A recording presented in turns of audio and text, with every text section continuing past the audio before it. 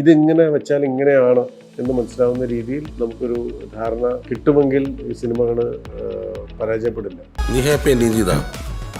അത് രഹസ്യാത്മകമായ വിവരമല്ലേ? തിയേറ്ററിൽ പോയി സിനിമ കാണുമ്പോൾ ഓഡിയൻസിന്റെ റിയാക്ഷൻസ് ഒബ്സർവ് ചെയ്യാറുണ്ട്. ആ റിയാക്ഷൻസ് പിന്നീടുള്ള പടങ്ങളിൽ ഹെൽപ്ഫുൾ ആണ് സാറിന്. ഞാൻ സിനിമ ഇറങ്ങി കഴിഞ്ഞാൽ തിയേറ്ററിൽ പോകുമ്പോൾ ആളുകളുടെ മനുഷ്യരുടെ ഇടയ്ക്കിരിക്കും, പ്രേക്ഷകരുടെ കൂടെ ഇരിക്കും. പക്ഷെ സിനിമയുടെ ഒരു പ്രശ്നം എന്ന് വെച്ചാൽ ഒരു പ്രാവശ്യം നമ്മളൊരു സിനിമ ഉണ്ടാക്കി ഓൾമോസ്റ്റ് എല്ലാ സ്ഥലത്തും ഒരുപോലെ റിയാക്ട് ചെയ്യപ്പെടുക. അതിന് ചിരിക്കുന്ന എല്ലാ തിയേറ്ററിലും ഒരുപോലെ ആയിരിക്കും, അത് ഡിറ്റാച്ച്ഡ് ആവുന്ന എല്ലാ സ്ഥലത്തും ഒരേപോലെ ആയിരിക്കും. പക്ഷെ നമ്മൾ പിന്നീട് ചെയ്യുന്നത് മറ്റൊരു സിനിമയാണ്. ആ കഥ വേറെയാണ്, ആ തിരക്കഥ വേറെയാണ്, അവിടെ കഥാപാത്രങ്ങൾ വേറെയാണ്, ആ സീക്വൻസ് പുതിയതാണ്. ആ സീക്വൻസിനോട് ആളുകൾ എങ്ങനെയാണ് പ്രതികരിക്കുന്നതെന്ന് വീണ്ടും നമ്മൾ മനസ്സിലാകുന്നത് ആ സിനിമ തിയേറ്ററിലിരിക്കുന്നതാണ്.